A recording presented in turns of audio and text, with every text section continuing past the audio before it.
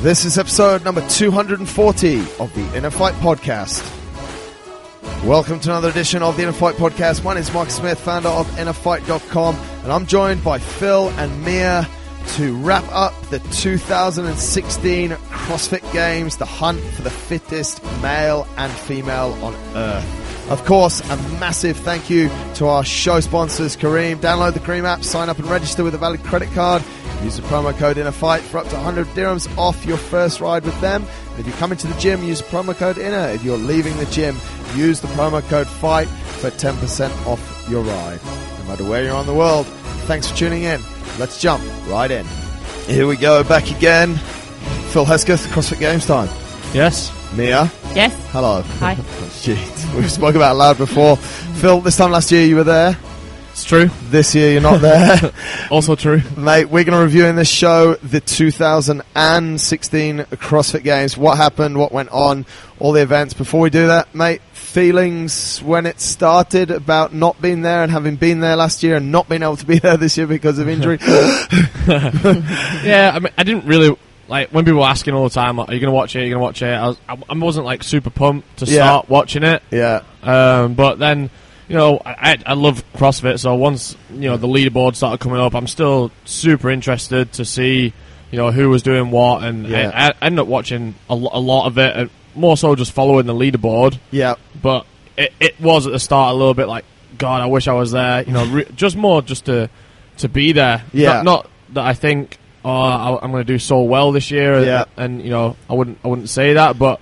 Just to be there in that atmosphere makes you miss it because it was so good cool atmosphere. last year, yeah. Mia, you were also there last year as part of a team. Yes. What was your feelings as the event started to unfold and watching the teams or watching the individuals? Was super interesting, as Phil said, and also like remind me how fun it was to go team. Yeah. Because some of the team events looks really fun, some maybe not so much fun, but...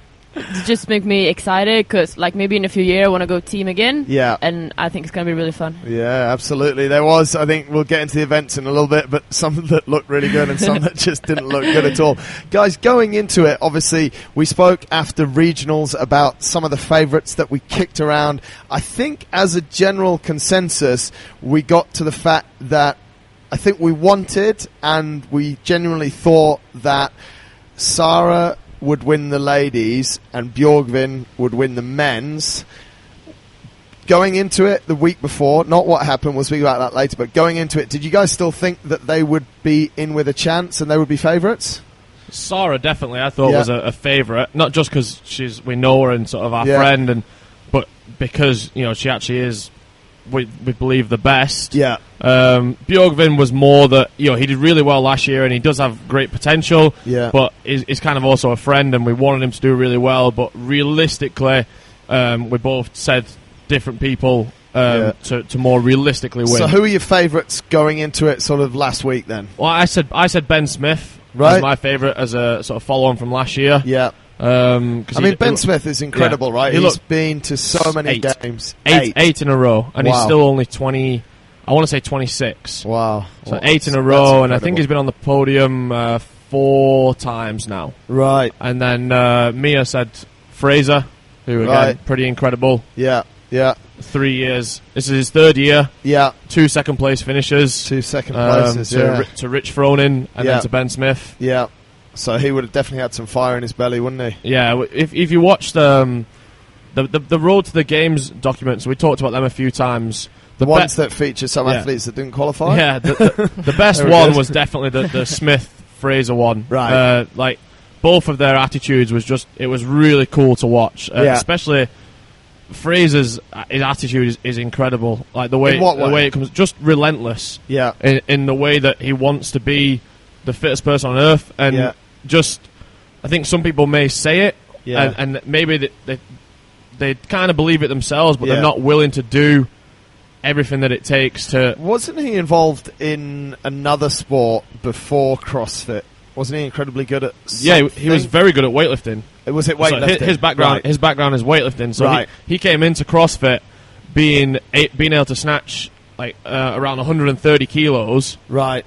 Maybe a little bit more, actually. Wow. Which, you know, most CrossFitters are chasing that whole time. So actually, for the last 2 years, I was looking at what sort of people have said in documentaries about him. Yeah. Most of his training has been like fitness-based and gymnastic-based, and he hasn't really had to worry about the weightlifting too much. Because he can just do it. Yeah, the stuff that consumes... I think they said during the clean event that he just stopped weightlifting for this year. Right. And just did like conditioning and just training, That's probably like super advantageous and one in a million almost, right? You think about how much time we spend doing snatch and clean and jerk and squats and things like that, and I'm sure he still does it just the same, but to not have to worry about it, to just know that even on a bad day, he'll still have one of the max snatch and clean and jerk, or towards the top. Yeah, and he's got so much time to focus on other things, which it was really quite apparent this year. Yeah, absolutely. From a girl's perspective, Mia, obviously you see these girls kind of progressing through various posts on social media and stuff.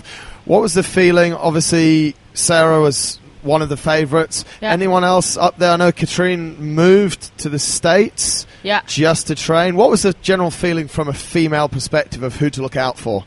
I think Brooke Wallace impressed a lot. Yeah. She's super young still, and she did really well. She started out 39th in the first event, the track, and then she won the deadlifts. Right. And then after that, she had pretty good how she placed her in the rest of the events. Yeah. I think she just lost 5th place after the pegboard, the final event. In the female as well, there was a lot of, obviously, media exposure about Sam Briggs not getting her visa in time. What was it? How did you feel about that? If she wasn't going to be there, I would feel really sorry for her. Yeah, because like she's super nice and I like her. Yeah, but obviously it's a bit like she should have maybe thought of that a bit earlier. Like it was a bit last minute. Yeah, very much so. But I'm super happy that she got there, and it's pretty impressive that she did so well. Like just being there, I think 2 days before the competition started. It was incredible. And the rest of the athlete was still like 3-4 weeks before. Yeah, they had a lot more time. And that she can go into competition and do that well. Yeah, absolutely.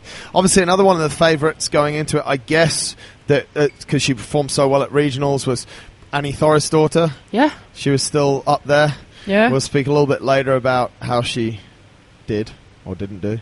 I don't know which way we put that. The kickoff this year was slightly different, wasn't it? So it started on... It started on the same day. It started on Wednesday. Talk us through what happened, mate. You had the story of the stats of what time they were woken up and what time they got to bed. Yeah, I think we were all kind of following it, and then the first thing I saw was on Instagram. Someone posted they got given a piece of paper, I think, on the Tuesday night that just said be in the hotel lobby at 3:30 a.m. Go to your assigned judge. Yeah, they'll be waiting for you.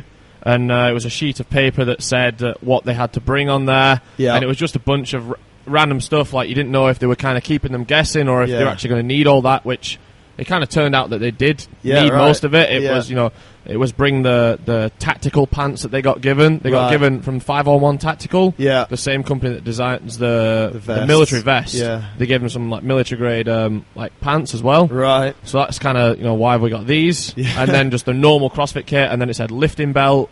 Right. Which you're kind of thinking, oh, maybe that's a bit of a curveball. Like, why are they putting that on there? But it turned out that they probably most of them did want their lifting belt because it ended up being the deadlift ladder. So they jump on a plane. Yeah, they went to the airport. Yeah. The best way to follow it really was Snapchat. That was pretty good. A lot of the athletes were posting a lot of stuff on Snapchat, and they also had a live Facebook feed. Their Facebook feed was quite good. It was decent. Well, that was the only way you could actually watch the events that day through Facebook Live. Yeah. Because it was no spectators. Yeah. So they took them to Aromas, to Dave Castro's family ranch where the first games was. Right.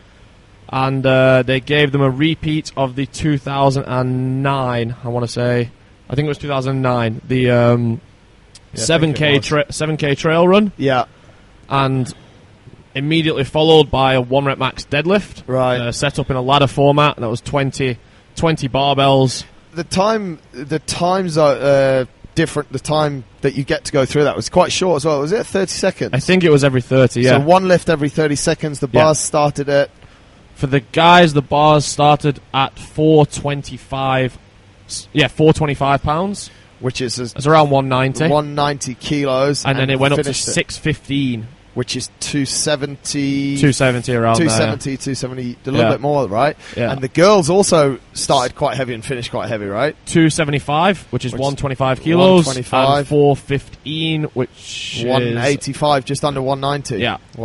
Wow, so it's pretty heavy for both after a 7K trail run. And it was cool the way they did it. They did it the same as they did in 2009. So if you came last on the trail run, then you would have to go first on the deadlift, so the least amount of rest. So you earned the rest by going fast on the run. Faster. I remember watching in 2009 actually when Jason Kalipa basically passed out, stood up again, then ran again, and then they said, you've got to do a deadlift. So, but that wasn't enough for that day. They still had another event to do there, right? Yeah, it's called the Ranch Mini Chipper. Right, and which started with? It was 50 wall balls at 30 pounds. Yeah. Which we hadn't seen before. The 30-pound ball, which was cool. Yeah. 20 pounds for the ladies, and then 25 GHD sit-ups. Yep. With the med ball. Yeah. And then you grab the med ball and you run up that hill. Yeah. And I spoke to Rob Orlando, who did that event before a long time ago, where they did it with the sandbag. The sandbag sprint up the hill. Yeah. And he said that's probably the most miserable event he's ever done in all his time at the games or regionals. Wow. Just sprinting up that hill. So I'm sure after a trail run and a max deadlift, that was not so nice.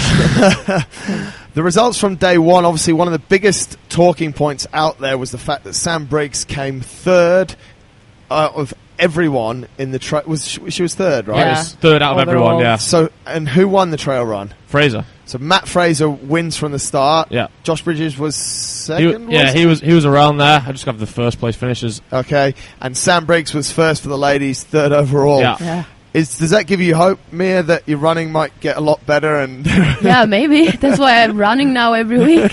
But incredible, really. Like one of the, it's hard to not sound sexist, but traditionally in the Olympics and everything, women have run slower than men across every single distance, and a 7K trail run, and Sam comes in third. Yeah. It's really cool. It's really cool. Yeah, it's. I mean, for her, and as you said, getting off the flight as well is incredible. It was also pretty cool that the two people in each category who came last in the run won the deadlifts. So they got the minimal rest, and then they went on to win the deadlifts. Yeah. The only two who finished the ladder. So both of them finished. So the female lifted the 185. Brooke Wells, she was almost last, right? I think she was 37, 38. 39th. So then, second last, And then she finished it, and then Sam Dancer was last, and he finished it quite easily. Great name. Great name. What's her name? Sam Dancer. So that was a bit, ruffled them up a little bit, and they had a little bit of a delay on the way back, I understand. Time that they went to bed, you knew that? It was around 1 a.m. Good stat. I don't know if they went to bed then, but that was when some Snapchat was coming in, yeah. So 22 hours, I mean, easily 22 hours awake on the first day. That was the Wednesday. Then they traditionally had a day off on Thursday. What happened on Thursday? Something different? Yeah. 9 a.m. they had a 500-meter ocean swim for time. Which is probably the shortest distance and time that in the swim? No, I think the first year they introduced it, it was only around 200, 250. It wasn't Didn't long. Didn't it have bar muscle ups in it, though? No, the year before, when they did, when Josh Bridges won, and they had to do, I think they did Angie. Right. It was like the 100 push-ups, 100 pull-ups, and the beach run. Yeah, right. I think it was something like that. But it's still quite a short event. It was, and I didn't really know how long that would take, and I said to Ben, what do you think about these times? And he said, the fast ones might be around sort of 10 minutes, and it may be up towards 15, but I think Jonakoski did it in 6:54. Wow. So not a very big day's work for him. Yeah. So he was the event winner for the men? He was, yeah. I think it was just before he had to pull out, unfortunately, so he was kind of representing this region. Yeah. And he was having some injury troubles. Right. But I thought he'd win himself $3,000 before he pulled out. Just by swimming super fast. For the ladies, who won the ladies' swim? Toomey, the Australian girl, who no one actually knew who she was last year, basically. No. Well, I think CrossFit didn't really say too much about her, did they? Let's talk about that, because that was a trend that I saw the whole weekend. I remember them putting the leaderboard up at one stage, and I think 4 of the top 10 guys were not Americans, and they didn't mention any of them. What do you guys think about the coverage or is there a bias in it, or is it just the fact that the commentators know the American athletes a lot better? What do you reckon? I think this should be a job to know all the athletes better, and not just Americans. I don't think that's a good reason, really. Yeah, I agree. Mate, I think it sucks. You should give everyone fair coverage, but then I guess maybe if you think about how many people are watching, what the percentage of people that are American that are watching. Yeah. So maybe they're trying to please the majority of the audience. Maybe, yeah. I don't know. I would imagine there's a lot more Americans tuned in than even the rest of the world combined. It's funny you say that, because I'm not sure if this is true, but I saw somewhere written that unless you had ESPN Sport in the US, you couldn't watch the streaming. Oh, right. That's what someone said. So I really can't remember where. So if there isn't any American listeners that want to correct me, someone was complaining about it because it's streaming on games.crossfit.com. We can watch it through YouTube. But they said because they'd sold the rights to ESPN Sport, which actually all makes sense, that you had to have ESPN Sport, which maybe a lot of Americans don't have. Yeah. So, but yeah, sometimes the coverage just it isn't as fair as you'd think it should be. But I don't think that was the same this year with the girl, especially the girls' side. Right. I think they kind of maybe just they weren't prepared last year to have Tia Toomey.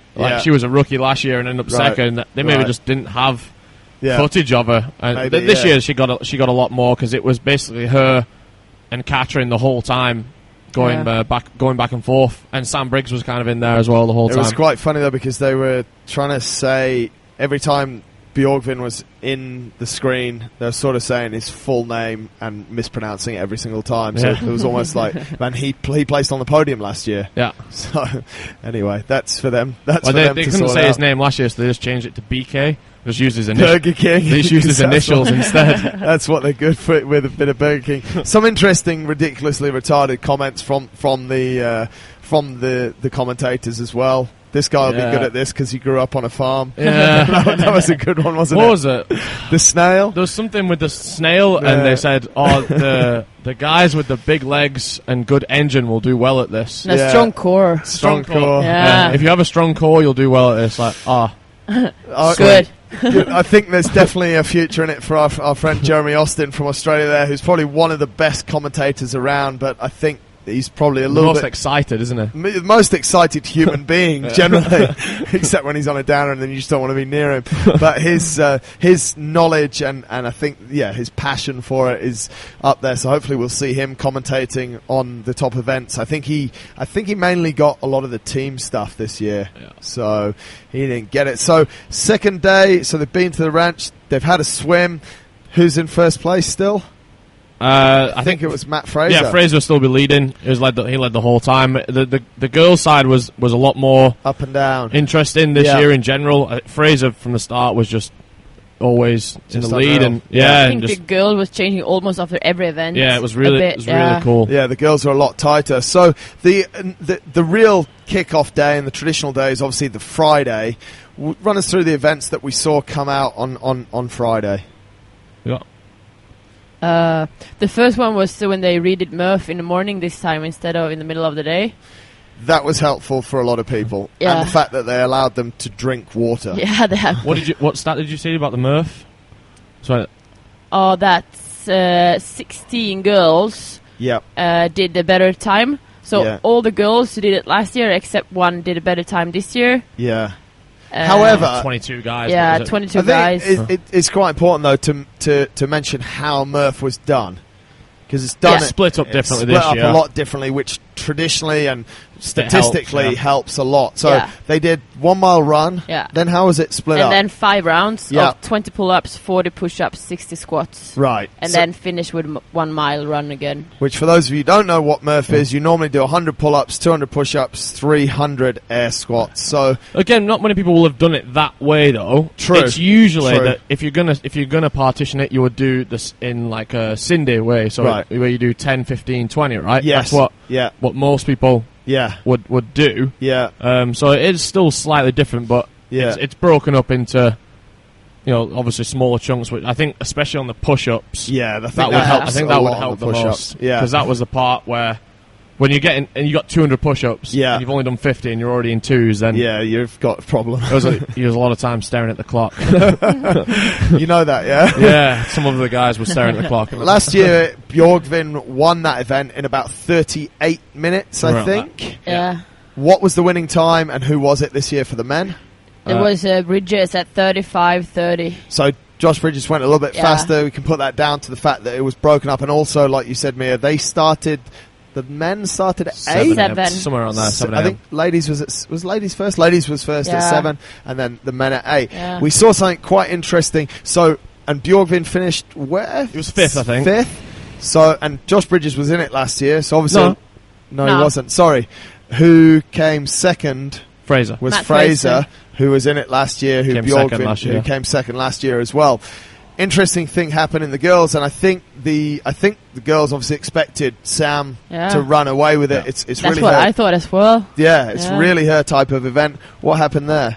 Yeah, it was Carrie Pierce who won, who did a lot of good things this weekend. Yeah. From where? She's from... Is she American? American. Yeah. Is she? But a new athlete. I've really don't know too much about her. I've not really seen her before. Yeah. I'm sure she'd been around, but she surprised a lot. She was really high up the leaderboard. And I think she finished 5th. 2 event wins. Absolutely. So yeah, she was impressive. That's a good event, though, isn't it? I think split up like that, even people sort of, could you say, regular gym goers, that's probably a really good way to have a crack at Murph.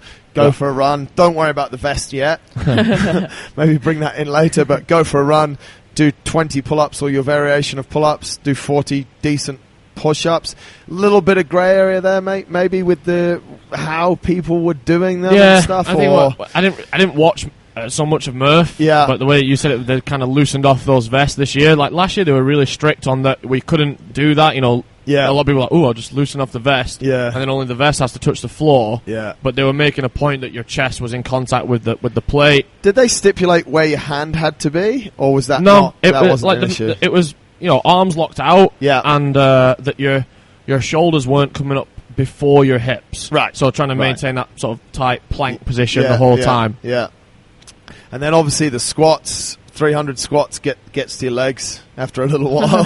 Yeah. The vest isn't super comfy either, so it's it's hitting your legs. And it sucks. Such a good lumbar position and everything's in shape. But that's definitely a workout that people could take directly from the games and give a shot. Next, they went into squat clean ladder. Squat clean. How did that work? It was the same as we did at regionals with the reps and the time caps. So they had 10 squat cleans within 2 minutes. Yeah. At 2:45 for the guys and 1:65 for the girls. Right. And then 8 cleans at 2:65, 180. Wow. 6 cleans at 2:85, 195. 4 at 3:05 and 2:05. And then 2 reps. And then they had 3 minutes to finish. 3:25 and 2:15. So this is exactly the same like you said from regionals, but it was done at regionals with snatches. Yeah. Would you say the starting weight for guys 245, 111 kilos? Would you say that was similar? The starting weight at regionals was 84. 84. So proportionally about the same. Yeah, or but I mean, this a little bit? as a whole was faster. Right. So I think it's just an easier movement to move faster on. Yeah. But yeah, I think the weights, they got it about right. Like I think in general, especially on the guy side, it was faster than the fastest times you saw on the squat snatch ladder. Right. But then over the whole field, the times won't have been too dissimilar.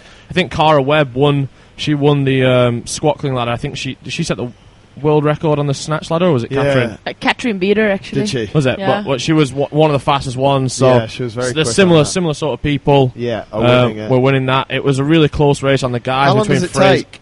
The guys was 5:21. Wow. Girls was 5:17, so just a bit faster. Wow. So you've done 30 squat cleans with ascending weight to something that's reasonably heavy. It's pretty heavy. 325, I think, the last bar for the guys. So more than a lot of people's maxes, and probably at regional level, that's about what a lot of the guys' maxes. Well, who did we see win in the ladies? Cara Webb. Cara Webb won that. So that's interesting. And in the men, it was Alex Anderson. Who does anyone know who he is? Yeah, he was there. He was there last year. He was a top 10 athlete last year. So he's actually it's pretty cool. His family. He's had a brother, Z.A., an older brother, Z.A. Anderson, who competed 2 years ago at the games. Right. He's competed for the last 2 years, Alex, and his younger brother Jacob was there this year as well with him. Wow. And then so that's 3 games athletes, brothers. Wow. That's pretty cool. And their dad. Pretty happy. No, their dad competed master as well. Really? Yeah. They definitely were sleeping with Greg Glassman back in the day, something like that. Anyway, from that they went into last year when you were there, mate. They picked this event by a voting poll on Twitter. And Facebook, I think. Yeah. Was it? Okay, talk us through what happened last year and then what the event was this year. Well, they said DT, and then obviously everyone kind of knew. Which is? It was 5 rounds of 12 deadlifts, 9 hang power cleans, 6 shoulder to overhead. Good workout. Yeah, it's a very good workout, but it's normally done with 155 for the guys, right? And that's 105, I think. Yeah, 105 for the girls. Which in kilos, 70. And, 70 and 55, 45, and 45 for the girls. Yep. They kind of announced it last year that we're going to do DT, right? And everyone kind of was like, doesn't sound hard enough. Yeah. Waited for us all to almost walk off, and then said, it's going to be, it's either going to be double DT or heavy DT. Right. And the viewers had to vote, which was the first time that had happened. Yeah. And then he announced it ended up being heavy DT last year. Mm-hmm. And then he said on the announcement this year we're going to do DT. Yeah. And as you guys picked heavy last year, that also meant that you were picking double for this year. So he obviously already had that sort of plan in his mind. Right. So 10 rounds rather than 5. So 120 deadlifts, 90 power cleans, 60 push jerks. It was over 300 barbell reps that day. That's 270 reps, I think, in double Plus DT. You've done Murph in the morning. Yeah. So it's a pretty high volume day. Slightly. Yeah. Right. But the girls was not more impressive, but the times were just faster, which I guess is more impressive. But so the fastest winning time for the female on that was 9:25. Wow! So around a minute. Wow! I think it was 4 girls under 10 minutes. Yeah, 4 girls to beat the fastest sky time. What have you done, DT Mia, at that weight, like at the regular standard weight? I think you should do it this week and let us know how it goes. Yes, I will. Just do 5 rounds. Just 5. Yeah, it's actually in the class workout somehow tomorrow. You just hop in. Do it then. You might do. Yeah. There's only 1 round every 3 minutes tomorrow, though. So if it takes you 15 minutes, maybe there's a problem. And then what do we see for the guys in that? The guy's actually one of the new guys. Is only 20. He was the youngest athlete in the field, Samuel Quant.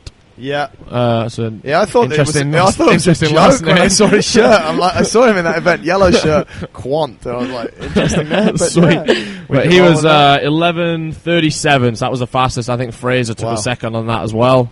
So Fraser's pretty much been mentioned around the top in every single event we've spoken about so far. So he clearly finished Friday in the lead. Yeah, he was in the lead, I think. And by quite a way, right? Yeah, he was starting to pull away then. I think it was up to almost 100 points by that stage with 2 days left. Knowing that first place gets 100 points per event, second place... It's like 94. I think there's 6 points separating the top 3, and then the next 3 that goes to 5 points. Consistency still really gets rewarded. You don't really need... So if he's in second and third places, a couple of firsts, he's just being consistent and getting loads of points. Yeah, he actually got 7 second place finishes and 1 first place. Wow. So out of 15 events, 8 of them, first or second. So it's pretty consistent there. Who was winning the ladies at the end of Friday? Can you remember? I think Katrin was in the lead at that point. But it was still super tight, wasn't it? It was really close. I think Sarah was second there and Tia was third after Friday. And then Sam was in 4th. And then it all changed around a lot on Saturday. Let's go into Saturday. It was the movement that you needed, strong legs and a strong core to kick off with. This, it was called... I think this was going to be I think if I was there... Obviously, I would enjoy the squat clean ladder, but as something new and different, this will probably have been my favourite event. What was it? It was called Climbing Snail. Right. And we saw 2 new things in the event. It started with a run, which maybe I wouldn't have enjoyed, but it was the run up and down over the berm, I think they call it. So the hill. The hill. And then it was 2 rope climb ascents, but it was really cool in the way they did it. That the rope was kind of at eye level, the bottom of the rope. Yeah. So you had to jump and go until your feet were high enough, legless. Yeah. And then once your feet were high enough to grab the rope, you could then use your legs. Yeah. Which I just thought it was a really cool way of doing it. 2 or 3 decent pulls. Really legless to get to that point where you can wrap your legs around it. Yeah. You did pretty much half of it. Legless, and then the next half of your legs. Was the rope height the same as, it was 15 foot, the same as they've used I'm not before? sure whether it was 15 or 18. Right. The rig that we had last year was 18, but I don't really think it looked 18. It didn't really look like that, because they did a few pulls with the hands, and then, two more pulls and they were up. Yeah. So maybe it's 15. Yeah. And after the rope climbs, it was a snail push, right? Which was not a bale of hay. No, it was a big cylinder that was filled with sand. Yeah. The guys was like 550 pounds, I think. So super heavy. I don't know what the girls was, but probably around 350, 400. Yeah. So again, like super heavy, and it looked like it was really difficult to push. They had like athletes like pushing their head into it and stuff, and it was just trying to obviously roll it down the field. Yeah. So it was a few rounds through of that, but that looked like a really cool event. So they did the run, the rope ascents, snail push, more climbing, more rope climbs. So they've had on 3 rounds, 4 rope climbs, so 12 rope climbs total. The last round you didn't have to do the second round. You finished with the snail push. Okay, so 10. You just pushed it over the line. So it's still 10 pretty tough rope ascents there as well. I think Briggs smashed that one, right? That was the one that she smashed, and she ended up going into the first place. Okay, so that's when she made a move. What happened in the men's in that event? Fikowski, yeah. Right, who's also pretty much up and coming, very decent. He's had a lot. I mean, I think in some of the later events he had some good results as well, right? Yeah, he actually... People don't know too much about him unless they've been researching sort of regionals as well. Yeah. But he was in the last 2 years, over 2 years of competing, has been 3 points away from qualifying for the games. Right. Like in total. So one of the years was 1 point away, 1 year was 2 points away. Yeah. He was in 6th place both years. So he's been so close to qualifying. He was always in the top 5, and then didn't manage to get through the final event and stay in the top 5. So he's been someone that's been knocking on the door for a long time, then in his rookie year, 4 event wins. So he's picked himself up a nice little $12,000 just for that. So $3,000 for first, $2,000 for second. I think so. I think it was just $3,000 for first. I'm not sure second. Let's just talk about that quickly because, okay, you've sacrificed everything. You've travelled over there. They don't really get anything for being there. The top 20 get paid. Get paid, right. Aside from that, people are really doing it off their own back. Pretty much, yeah. So aside from being in the top 3 or top 3, unless you're on the podium, there's not really much money in it. Yeah, like, it cost a lot of money last year. You didn't earn any money, and I was away from work for 6 weeks. And, it cost you a lot of money to be in America for all that time, but it's, it's I don't spend my money on cigarettes, so... I save some money there, so I'll just put that towards the CrossFit stuff. The next event that came up was called essentially what it did. Yeah. They called it the Separator. Talk us through what that was. The Separator. That was the ring handstand push-up event. So they posted on social media maybe a week before just a picture of ring handstand push-ups. Yeah. No sort of information on what the event would be. Yeah. So I maybe a bit of a teaser there to practice them. Yeah. So we were kind of waiting for them to come up. I think it was 2010 the last time we saw them. Right. And that was only for the guys then as well. The girls didn't do it then. That was just a strict handstand push-up. Right. So this year it was slightly different workout for the guys and the girls. Yep. The guys had to start with the ring handstand push-ups in the workout, and they had to muscle up to get to the rings. So muscle up, and then try not to fall over. Yeah, go upside down. Down. Wrap your feet around the straps. Yeah, and then it's essentially a strict handstand push-up because you weren't allowed to bend at the kney to sort of climb your way up the rope. Right. The strap, sorry. Yeah. And then I guess the standard was that the ring touched your shoulder and that your arm locked out straight. There was no standard in where that your body had to be in line with the rings or the straps, which I think that's where the only sort of problem was, and that's where people will kind of focus on and say this was not good, blah blah blah. But yeah, I mean, I my personal opinion is there's like the judging in that event is completely inconsistent, and the head judges are running around. That's a rep. That's not a rep. I think if you're going to have a situation where you're going to have that, then it's not really a good test. And it's super hard to judge, though. I mean, if you watched it, you saw Fraser. He arched his back so much that it was almost a bench press. And he would just really quickly lock his arms out, and then. You saw next to him, Ben Smith, I think, was trying to do them too well. Yeah. He was trying to do like a strict handstand push-up and get his body in a nice straight line, what you kind of see against the wall. Yes. And he was getting so many no reps because the more upside down you kind of are, the more it's really hard to let your feet just slide up and down the straps. Yeah, like there's so much friction on them that it kind of just bends your knee. Yes. And he was getting a lot of no reps for that. Yeah, I think it was super tough, and I think obviously the guys struggled as much as the girls did on this one as well. Yeah. The only benefit the girls had is that they didn't have to do a full muscle up to get into it. And they didn't have to start with them either. They actually started with the squat. It was squats, then burpees, and then they had less reps. Yeah, so they only had 12 reps total, I think, and the guys had quite a lot different. There wasn't that many people. I think there was only 9 guys finished it. I'm not sure how many girls, but maybe 9 out of the 40 guys finishing in the event. And I guess like their answer would be, well, this is the CrossFit Games, and that's what happens. And they called it the separator. It sort of chucked the field sort of in two, really, didn't it? Some people really struggled there. They said the same thing about the pegboard last year, and I kind of agree with it. That there's nothing out of place there as long as one person can do it. Yeah. I think Cole Sager won the event. 12 minutes. Right. So he went through it really well. Easy. No issues. So if one person can do it, then it's a fair test. Everyone should be able to do it, and you need to be better if you can't. So after they put them through the snail in the morning, there was one more super fast event in the evening, which this one was actually a really good event, wasn't it? 40 box jumps, 20 D-ball cleans. The winning time was for the men was 2:46 by Fikowska again. Yeah. Ladies, Pacelli, Alessandra Pacelli. That's an old name. Yeah, she's been around quite a while. In and out. Yeah. So good to see her win. She was faster actually, 2:24. Wow, very quick. And that D-ball, similar to the yellow ones that we've got in the gym, a little bit heavier, 150 for men and just 100 for girls. Yeah. So not too tough, but nice and quick. Just fast, Just super fast. The burn will be very real. That was some great commentary there. These guys are just doing these non-stop. Yeah.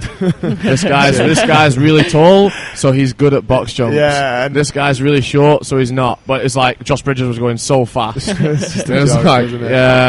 Yeah, he looks okay at them. Matt Fraser's really going to struggle because the box is 30 inches and he's only 34 or something. I don't know. The next morning we sort of saw some quite varied, like the last day, Sunday, some quite varied but cool things in the first 3 events. It was really cool to watch. Suicide sprint, then the plow. What did we see from those? What did you guys like? What really stood out? I think the handstand walk, the first day was 280 feet handstand walk. Yeah. And they had sections. I don't know how far it was between. They could come down if they had to. But Katrin David started it all unbroken. Wow. She never came down. So that's the full length of the football field. I was going to say, is that 280 feet is the full length? Yeah, one full length. And you could come down kind of. And she won it? Yeah, she won it at 133. Wow. That's it. I would be happy to run it. It was super cool to watch. Yeah, that's very cool. And that's something that the 4th year we've seen handstand walk used. Yeah, I think it's been there. It came in 4 years ago, and it was something that it came in actually. I think it was 2011 when they did that skills test. Yes, did those 6 different skills tests, and that was one of them. And wasn't it? Thrown and smash. I think he just went the full length of the field and then stopped because there was no field left. Yeah, but we've obviously seen massive improvements in people, and now people can walk all that way, which that's pretty cool. The next one was the suicide sprint. Yeah, so you had about, because you got 1 heat's rest in between, so you had about 4 or 5 minutes rest maximum. So all of these were run back to back.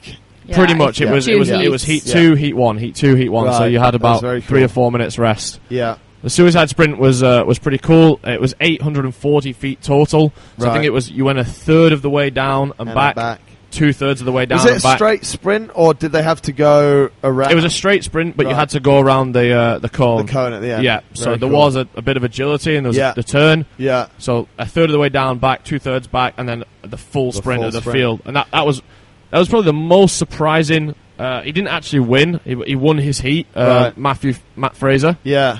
Like so cool. The last straight sprint. Yeah, because Ben Smith, I think, because we sat and we were like, who do want to win? And I thought Smith would win that one because he, I think he was right towards the top when last time they did a agility sprint. Yeah. And Fraser just burned him in the last 20 meters. Yeah, it was really cool. So fast. Yeah. Then they did something that was new, plow drag for time, which was 2 lengths of the field. Yeah. And what was it? That was pretty funny, wasn't it? Yeah. You were quite excited to see that. Yeah, it was cool because it was a new piece of equipment. There's who was it? Becca Boyd. Right. She went one length of the field and dropped it and started celebrating, and then realised so fast, just run with it all the way down, drop it, celebrate, and then realised she needs to turn around and go back. She was laughing and then ended up quite far back in her heat. But that looked really brutal. Like a lot of them started really hard for like half the length of the field, just blew up, and then they were just in this really grindy walk trying to finish it off. But that was cool. I think Catherine again was very impressive because she wasn't in the lead all the way down or back, but then from maybe the last half of the field, she can just see she's so determined and just walks so fast and wins again. A lot of it was won in the turn, because they had to get all the way over and then drop it, physically turn it around, and then pick it up and go back. Yeah. So a lot of people, when you drop, if you've done like the sled pushes, if you've done them outside here, and we do the 200 meter sprints with the sled, once you do that turn and you actually stop, that's when that just horrible feeling sort of sits in your legs and you just don't want to get going again. So if you can just turn it and just get grinding and get moving again, then it's not as bad. But I mean, their legs are smoked. You've got a 7k trail run on the Wednesday. Thursday, okay, it wasn't too hard. Then you've got Murph, which is 300 squats, 2 miles of running, squat cleans. You could claim that the double DT, the deadlifts would probably put you in good shape. Then the Saturday, they've done running, and then they've done the snail push. Many squats as well. Loads of squats, so their legs are feeling real good. So you can understand, and then finish the night with 40 box jumps at speed, as we said. So you can see why their legs were probably a little bit heavy on the Sunday morning. That was 3 events back to back. Then they had 2 left. Event 14, which just seems incredible that they're on event 14. Sort of the first few CrossFit Games, there was 2 events a day for 3 days, 6 events, and now we're up to 14 events, which is quite a lot. This one perhaps tested a little bit more just lung capacity, really, but then a heavy sled at the end. Talk us through what the event was, Phil. So it was a 200-meter ski. Yeah. First time they've seen the ski in the games, which is cool. Yeah, so everyone that says in the gym, they don't use this for CrossFit, they now do. Yeah. So that's cool. Maybe expect that. Yeah. They usually test things at the highest level, so maybe expect that to come in maybe at a regional level next year. Yeah, good machine to use as well. Yeah, there's no reason why not, because it's just as reliable as... more reliable than the air bikes as well. Yeah. One broke this morning. It's okay. So 200 metres on there, and then it was 50 for the guys, 40 for the girls of double unders. And at first when we were watching the announcement, why are they letting the girls scale the double unders? Right. And then they kind of went through it. So now it's 200 metre row, 50-40 double unders, 0.4 mile bike, 50-40 double unders, and then row again, double unders, ski again, double unders, then you pull the rope. Yeah. And then they announced that the rope would be a heavy handle and heavy cable. Right. So that looked like when we were watching it, people were having to jump a lot higher, and you saw really people tripping like you just wouldn't trip on 50 double unders. So they were not allowed to use their own skip ropes. No. They got them cut to length and stuff on the spot. Yeah. But it was the heavy handle, and we were reading the article about it, and they said that was probably one of the hardest pieces of equipment, like forearms and biceps. The handles was really thick as well, not only heavy, but really thick. And I guess that had a decent knock-on effect to what we sort of saw at the end. We watched one of the girls' heats this morning on the sled pull. Yeah. There was some real struggle. The girl, Toomey, that went into that, she was first, right? She was first to get to the sled, and then maybe 5th or 6th got at the end of it, yeah. A few of them just had a lot better technique. Yeah. They had to stand. You weren't allowed to sort of sit and get yourself that way. A lot of them were really using their legs and back to pull rather than just going for the arm or hand over hand technique. So another decent one, and then it finished up with an event very similar to the final event last year, and quite fittingly they called it Redemption. 3 pegboard ascents. That pegboard come out again, but now used multiple times in the event. 21 thrusters, 2 pegboards, 15 thrusters, 1 pegboard, 9 thrusters. But obviously the thrusters were a heavier weight this time as well. Yeah, 135 for the guys. 135, which is and for the girls. It was 80. It says at 85.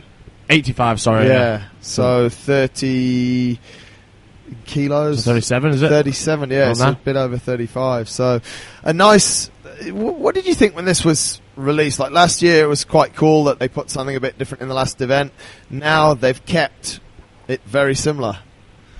Yeah, it's good that they retested it. I think it was really important after last year how upset everyone got that no one can do it, blah blah blah. And everyone bought a pegboard straight after. Yeah. And they probably practiced it for 2 weeks because it was still fresh and new, and then maybe forgot about it a little bit. Yeah.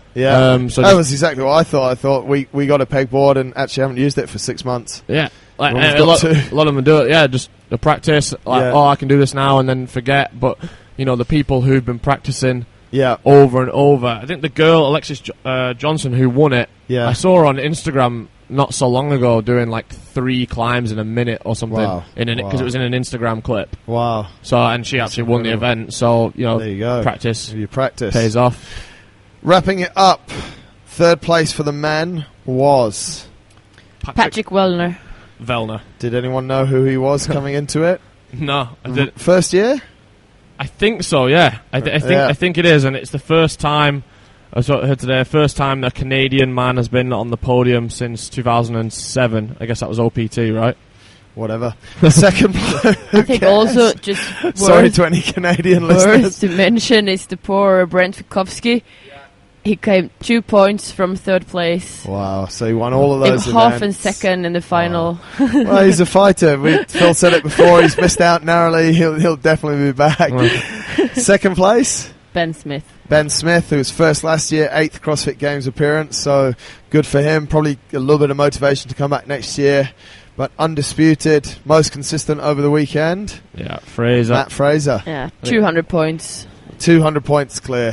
Biggest points margin ever to win by, highest average points, most amount of top just 3 finishes. Just super, absolutely dominant. Yeah, worked very hard. And in the ladies, 3rd place was Sarah Sigmundsdottir. Was she 3rd last year or 2nd? It's cool. The top 4 is exactly the same as last year. Which is? So Briggs 4th. Disappointing for her. 2 fourths, but incredible still because she sucks really badly at some things. Well, to be fair, she does. Like she's never been strong in comparison to the other girls. Yeah, and she does so well on everything else. Yeah, that incredible. She manages that's. She said this was her last year as well. I'm sure she's probably a bit older than the rest of the field. Yeah, in general, I think she's probably 10 years older than Katrin. Yeah, right. At least, yeah. And to hang in there at the top 2 years in a row, I think she's had a few injury troubles as well. Yeah, unbelievable. It's super cool that she's been up there. And then the top 3 was basically the same as last year, you say? Yeah, exactly the same. Exactly the same. Sarah, Tia, and then Katrin. Wow, unbelievable. That's pretty cool. That's that's 28, 29 workouts in games level. Yeah. And the exact same 4. I think it's fair. It's pretty fair to say. It's a good test. Yeah. It's cool that Katrin, this year, won the way that she did. Last year, she was obviously really good. You can't win and not be good. Yeah. But Sarah was in the lead the whole way. Yeah. And then it was kind of like Sarah lost it. Yeah. In the final because she didn't do well on the pegboard. And then end up not doing well on the handstands as well. Yeah. So she was actually leading going into it and then lost it, whereas Katrin got herself, she was battling for it the whole time, got herself into the lead Sunday morning and then didn't let go of it and won really well. Interesting. So. The events this year, the first day was a repeat of what we've seen before. The 3rd day is something we've seen before in Murph. And then DT. On the Saturday, we haven't seen it. It was a lot of sort of new stuff. Sunday, we've seen, again, as I said, we've seen stuff like handstand walk. We've seen sprints. We've also seen thrusters. We've seen pegboard before. Was there really no surprises this year, or is it getting boring? Are the events, or have we reached a finite number? There was nothing out there that we hadn't really seen before. The only new bit of equipment that was really thrown in, I think, was the snail and obviously the plow for what it was. I've got down new equipment is a 30-pound ball, right? A heavy rope, the snail, ring handstand push-ups, the plow, the skier. Ring handstand push-ups have been in before. Take that off your list. Okay, for the girls. Okay. And also muscle up to ring handstand push-up. That's not been in before. Yeah. Okay. So no. Speaking of pull-ups, no muscle-ups, No pull-ups? No regular ones, no. No regular pull-ups? No. It's interesting. And did they do a snatch? No snatch? No. Not snatches. One snatch? All this time you lot tell me to get my snatch better. I want to go to the games. There's not one snatch. I really don't think that it's getting... I think they've found a really good amount of tests. Yeah. Like, it seems like it's gone up this year, because I think it was 12 or 13 last year, and you got the rest day. Yeah. It's now gone to a 5-day competition, so it's still evolving in that way. Right. And they're still finding little things to put in that make, traditional stuff, more complicated. But it doesn't... I think this is what the CrossFit Games does better than any other competition. Yeah. It doesn't try to find... It doesn't try to reinvent the wheel. It doesn't find new ways to do things that don't need changing. Yeah, I've done competition before, and I've seen competitions that have done things that have ended up being maybe unsafe or just stupid because it's not. It doesn't need changing. Yeah, like how many did you say were repeats? Then, like, one of the main things in CrossFit is to retest. Yeah, and to test whether you've got fitter based on the year before or 5 years before. Which for those that did the ranch trail run, that's like a 6 or 7 year retest. Yeah, to see if it's a decent way to see look if at they've it. got fitter or not. The same with the deadlift. I think that if you're looking at it from a programming perspective, there's too many people trying to do two different things. Yes. When I think if you just look at CrossFit.com every single day, then you can pull a lot of stuff off there that's probably going to get tested at the games. It'd be interesting to see how many times on CrossFit.com Murph has actually come up. Yeah. I'm sure it's quite a lot. Or a trail run or a 5K run. Do we know the difference in the timing of the winner of the trail run in this year compared to... They changed the run slightly. Okay. And they said they made it the course slightly more difficult. Because what the reason is, I think, and I think it's a subject that people are, or a matter that people are throwing around, like people are getting so much better, so much faster, Matt Fraser's got so much better, is the sport policed well with drugs? The increases are just so huge. Do you think that they're kind of creating some PR around that almost on purpose, or do you think it's just going to come from it? It's always going to get questioned, isn't it? Because they're it's not really big increases. Yeah, they are. I mean, someone did finish the deadlift ladder in 2000. Yeah, I think maybe, but it was a lot lighter then. Right, it was lighter, but I think 3 people finished it then. So in a 5-6 year period, the increase has been huge. Okay, but you take what have we just put out recently? Tamer's story. Yes. So look at his increase. Yeah. Like in performance. Yeah. It's a different type of performance increase, but it's still huge in 6 months. Right. From working really hard. Right. You're just taking it into a different, different context. Like if you train really hard. Yeah. Like, you're going to improve. It really annoys me that I saw someone post on Facebook something about because Fraser had started winning the running events. Yeah. Like, somehow his aerobic capacity has gone through the roof in 1 year. Yeah. Well, actually, it hasn't. Like, he was doing really well in the running events last year. Yeah, right. He's just worked on it for a year. Yeah. Stopped all the weightlifting and only somehow got better. Yeah. And it's obvious when you look at him, he's lost a lot of weight. Go figure. Like, you're gonna get better if you work on something for a whole year. I think it's really not good when people start sort of throwing that around just because someone's improved. Yeah. Like, what do you expect? Yeah. That everyone. But you could. I mean, you can argue it both ways, can't you? People work super hard in athletics, and the improvement margins. If you look at international athletics, the improvement margins are very, very, very fine. But maybe it's an immature sport, and people are just starting to come to maturity, and the gains that we see in the coming 5 years the margins could be even less, which who knows? And there will be, but there's so much variation in CrossFit that there's so much to retest and get better at. Yeah. Where like the 100 meter, there's only so fast you can do a 100 meter sprint. There's only so fast, and it will be really small. Like it'll get to the point where there's only so much that you can snatch in CrossFit and still be able to do all at a games level. Absolutely. But if you look at let's take the All Blacks from the World Cup winning side this year. Yes. Do you think that they would smash the All Blacks winning side or an All Black side from 10 years ago? Brilliant question. I think they would. Right. I think they would destroy them. Yeah. Because the level of athleticism and the level of training going into it is increasing by so much. Absolutely. It's a very interesting topic. Talking about the future, do we expect, obviously it was a hugely successful CrossFit Games. Everyone that was there seemed to have a great time. It looked great. Do we expect any moves from CrossFit in the coming year? Do you think we'll see any changes to the structure of the Open, regionals, then the Games? Will there be anything that sort of, people are fired up about it now? Do we expect something else to come, or do we think that this is the format and this will run? It's really hard to say, isn't it? It feels like they're changing something every year almost. Yeah. Even if it's just something small, like this year they let you create a team with the members from different places. Yeah. I think it's something every year they change. Yeah, yeah. One thing I'd like to see is that they get rid of the Open regions and just make them the regional regions for the Open, if you get what I mean. So we would now, it's not qualify through Africa and Europe, it's qualify through the Meridian. Yeah. Because I think the Games is great, and the people that get there, it's always really good, but the point now is making sure that the right people are getting to regionals, and therefore the right people then get to the Games.